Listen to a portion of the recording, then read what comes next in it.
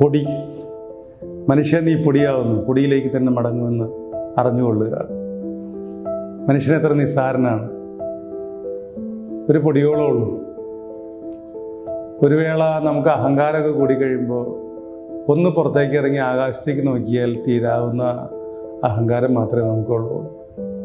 ഈ വലിയ പ്രപഞ്ചത്തിലെ സൗരയൂഥത്തിലെ ഈ സൂര്യന് ചുറ്റും കറങ്ങുന്ന അനേക ഗ്രഹങ്ങളിലെ ഒരു ഗ്രഹം മാത്രമായ ഭൂമിയിലെ ഒരുപാട് രാജ്യങ്ങളിലെ ഒരു രാജ്യം മാത്രമായ ഇന്ത്യയിലെ ഒരുപാട് സംസ്ഥാനങ്ങളുള്ള ഇന്ത്യയിലെ ഒരു സംസ്ഥാനം മാത്രമായ കേരളത്തിലെ ഒരുപാട് ജില്ലകളുള്ള കേരളത്തിലെ ഒരു ജില്ല മാത്രമായ എറണാകുളത്തെ ഒരു കൊച്ചു സ്ഥലത്തിരുന്ന് ഞാൻ സംസാരിക്കുമ്പോൾ ഞാൻ എന്തുമാത്രം ചെറുതാണ്, എന്തുമാത്രം നിസ്സാരനാണ്.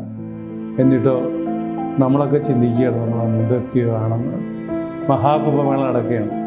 കുംഭമേള നടക്കുമ്പോൾ ഞാൻ പോയിട്ടില്ലെങ്കിലും എനിക്ക് ഊഹിക്കാം എത്രയോ മനുഷ്യരാണ്. ഹിമാലയത്തിൽ നിന്ന് വരുന്ന സന്യാസിമാർ മുതൽ കന്യാകുമാരിയിൽ നിന്നെത്തുന്ന സാധാരണക്കാരൻ വരെ ഏറ്റവും വ്യത്യസ്തമായ വേഷഭൂഷാദികളുടെ ഒരു സംഗമം, ആചാരാനുഷ്ഠാനങ്ങളുടെ ഒരു ത്രിവേണി സംഗമമാണ് നടക്കുന്നത്. അവിടെ സ്നാനം ചെയ്തു വരുന്നവന് എന്ത് പുണ്യമാണ് കിട്ടുന്നത്. അവൻ തിരിച്ചറിയുകയാണ് അവൻ്റെ നിസ്സാരതയെ. അവൻ വെറും പൊടി മാത്രമാണ്. അത്രേ ഉള്ളൂ മനുഷ്യർ, അത്രേ ഉള്ളൂ എന്നുള്ള തിരിച്ചറിവാണ് നമുക്ക് ഈ നോമ്പുകാലത്ത് കിട്ടേണ്ടത്. യോനാ പ്രവാചകൻ നിനവയിലേക്ക് യാത്ര ചെയ്യുമ്പോൾ ആ മനുഷ്യൻ തിമിംഗലത്തിൻ്റെ അല്ലെങ്കിൽ വലിയ മത്സ്യത്തിൻ്റെ അകത്ത് പെടുമ്പോഴാണ് അയാൾക്ക് മനസ്സിലാകുന്നത് താൻ എത്ര നിസ്സാരനാണ്. അതാണ് അയാളെ വീണ്ടും ശക്തനാക്കുന്നത്. ആ ഒരു നിസ്സാരതാബോധം.